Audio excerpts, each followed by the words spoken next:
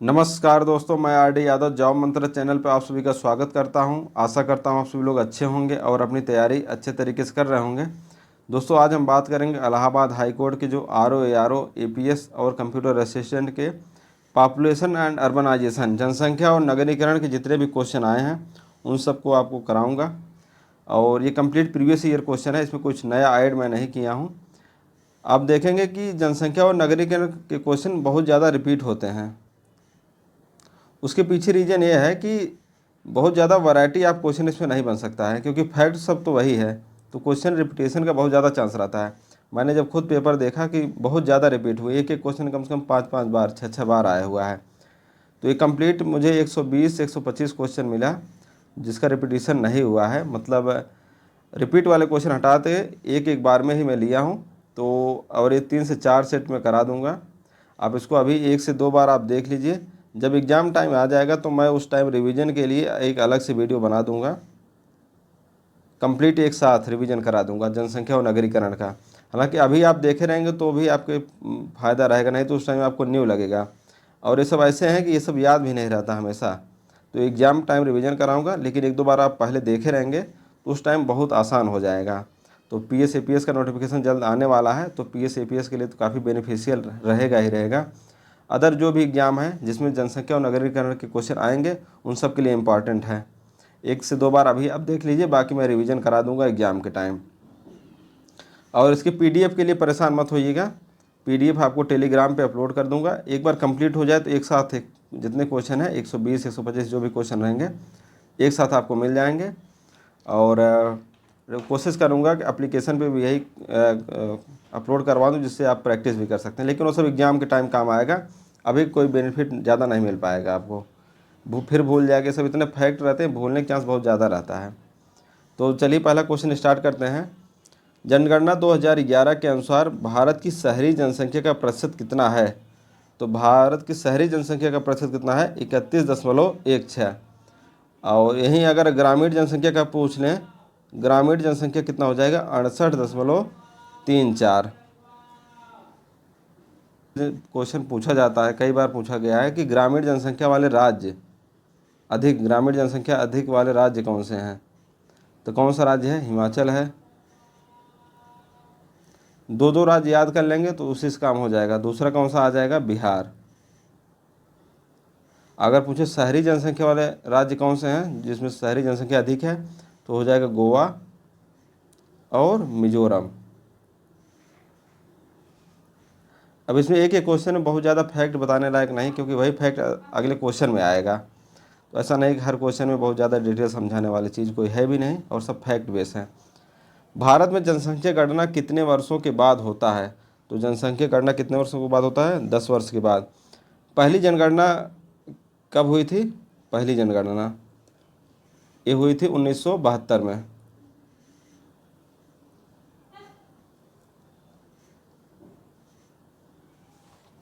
1872 में। और अगर इसमें 2 क्वेश्चन बनता है, 1872 और 1881। अब उसमें दोनों बता देता हूँ, एक किसके समय में हुई थी? लॉर्ड मेयो के समय में। अगर इसमें पूछा जाए नियमित जनगणना, तो ये कब हुआ था? 1881 में। और एक कौन था उस टाइम? Lord Ripon.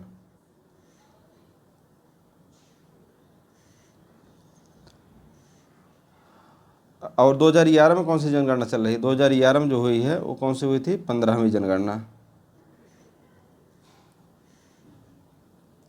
निम्न में से भारत का वह कौन सा संघ शासित प्रदेश है जिसमें महिला अनुपात पुरुषों की अपेक्षा अधिक है? तो महिला अनुपात पुरुषों की अपेक्षा पुदुचेरी में है। और पुदुचेरी में कितना है? 1037। और वहीं केरल की बात करें, सबसे ज़्यादा कहाँ पे है राज्य में? 1084। और सबसे कम कहाँ पे है? हरियाणा में, वहाँ पे कितना है? 879। और अगर भारत की बात करें, भारत में कितना है लिंगानुपात? 943। ये सब चीज़ें हैं, याद रखिए। निम्नलिखित सूची में भारत में लिंगानुपात का आधार कौन सा है? लिंगानुपात का आधार मतलब फार्मूला कौन सा है?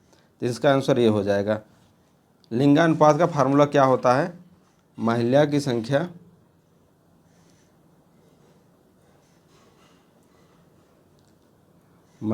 संख्या अपान पुरुष की संख्या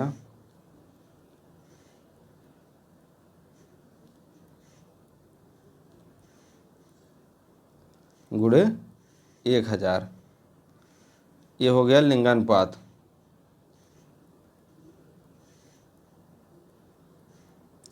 दो तीन जनसंख्या घनत्व का अगर निकालना हो, घनत्व, उसके लिए क्या क्या फॉर्म, इस विज्ञान में आता है। कुल जनसंख्या बटे कुल क्षेत्रफल। ज़्यादा फार्मूला नहीं, ये सब विज्ञान में आ जाता है। कुल क्षेत्रफल और साक्षरता दर, ये भी आता है। साक्षरों की संख्या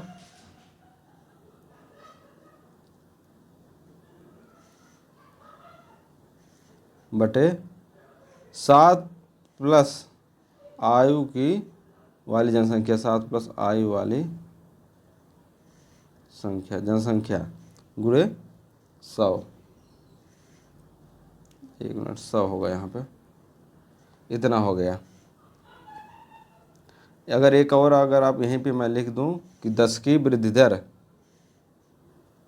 10 की वृद्धि दर, उसका क्या फार्मूला हो जाएगा? वर्तमान जनसंख्या माइनस पूर्व अपान पूर्व की जनसंख्या, 10 साल पूर्व की जनसंख्या गुणे 100।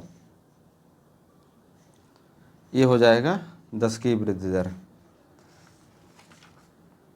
निम्नलिखित सूची में से भारत का निम्नतम जनसंख्या वाला राज्य कौन सा है? निम्नतम जनसंख्या वाला राज्य कौन सा हो जाएगा?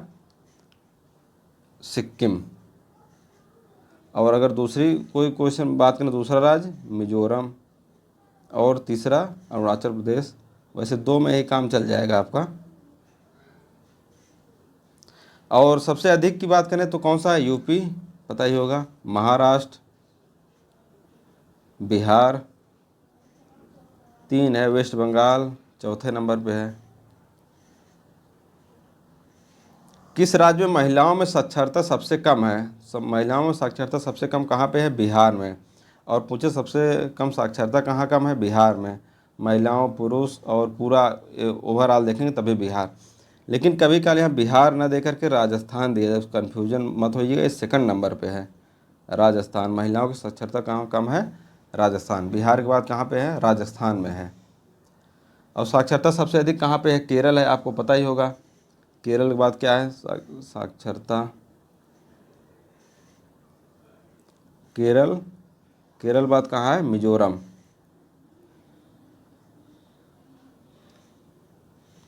और सबसे कम कहाँ पे पूछा जाए? बिहार, उसके बाद अरुणाचल प्रदेश। भारत में शहरीकरण की वजह से क्या हुआ है? शहरीकरण की वजह से decrease in both the birth rate and death rate, जन्म दर एवं मृत्यु दर दोनों में कमी आई है। अब शहरीकरण हुआ है तो हॉस्पिटल वगैरह बना है, हॉस्पिटल वगैरह बनने से लोगों को ट्रीटमेंट हो जा रहा है। शहरीकरण में शैक्षिक संस्थान, एजुकेशन बढ़िया हो जाता है तो लोग, जन्म दर भी कम हो जाता है, जागरूक हो जाते हैं लोग। 2011 की जनगणना के अनुसार भारत का सबसे कम शहरी राज्य कौन सा है? सबसे कम शहरी राज्य कौन सा है? हिमाचल प्रदेश। और इसमें दूसरा ऑप्शन कौन आ जाएगा? बिहार, दूसरे नंबर पे। यहाँ 90% जनसंख्या ग्रामीण है। भारत के 4 अधिक जनसंख्या वाले राज्य कौन कौन से हैं? पहले बता चुका हूँ, उत्तर प्रदेश, महाराष्ट्र, बिहार, पश्चिम बंगाल। भारत में जनसंख्या वृद्धि दर बढ़ रही, स्थिर बनी हुई है, घट रही है, शून्य है, तो क्या है? बढ़ रही है। ग्रामीण जनसंख्या अपने प्राथमिक व्यवसाय से पहचानी जाती है। इस संदर्भ में निम्न में से कौन सा प्राथमिक व्यवसाय है? प्राथमिक व्यवसाय कौन सा है? कम्युनिकेशन, ट्रांसपोर्ट, ये सब तो ग्रामीण में है नहीं। मैन्युफैक्चरिंग भी नहीं होता, रिसर्च एंड डेवलपमेंट बिल्कुल नहीं। तो ऑप्शन क्या है? एग्रीकल्चर।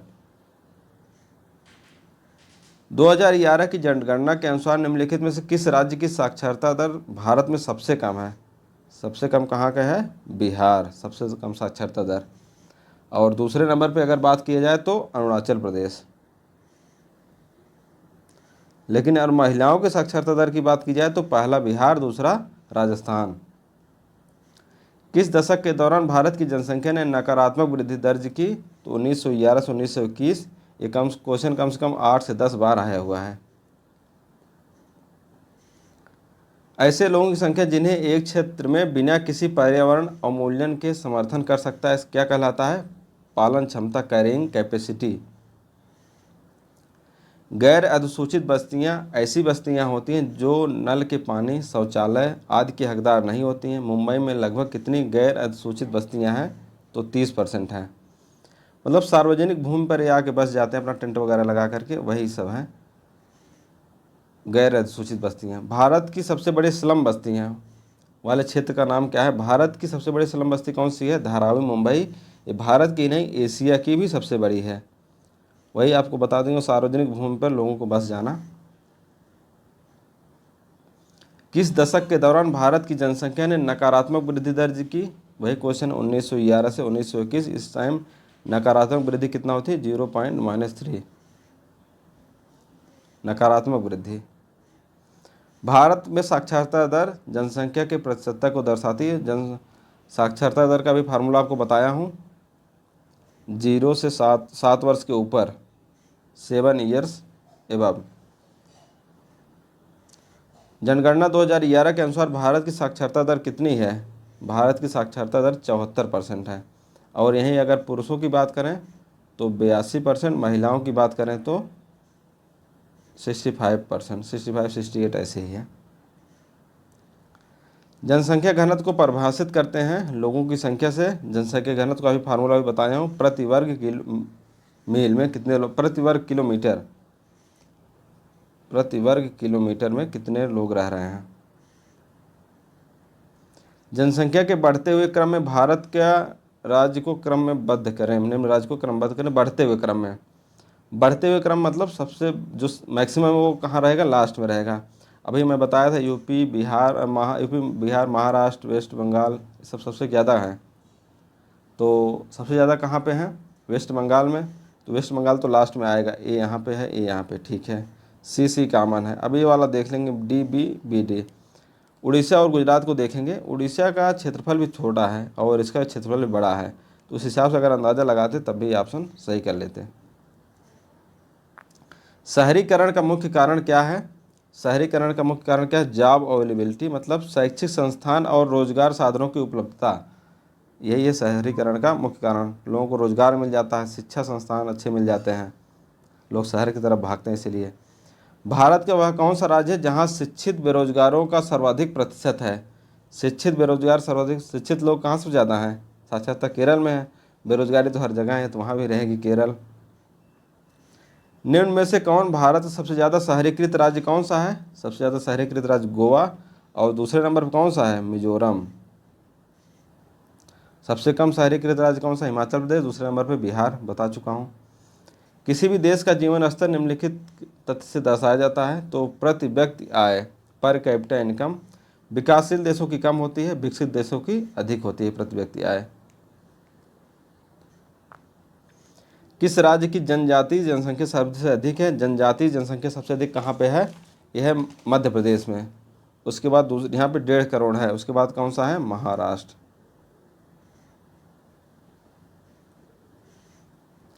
सबसे कम लिंगानुपात वाला राज्य कौन सा है? हरियाणा, बता चुका हूँ आपको।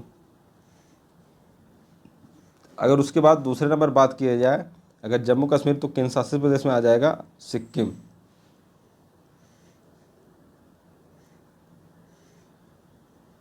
निम्नलिखित के किस राज्य केंद्र शासित प्रदेश को 50% से अधिक जनसंख्या आदिवासियों की है?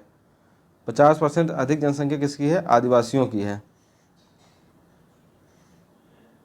दादरा एवं नगर हवेली आदिवासियों की है। इसमें कौन सा हो जाएगा? ये वाला। हरियाणा के बाद क्या आएगा? जम्मू कश्मीर। उसके बाद क्या आ जाएगा? सिक्किम।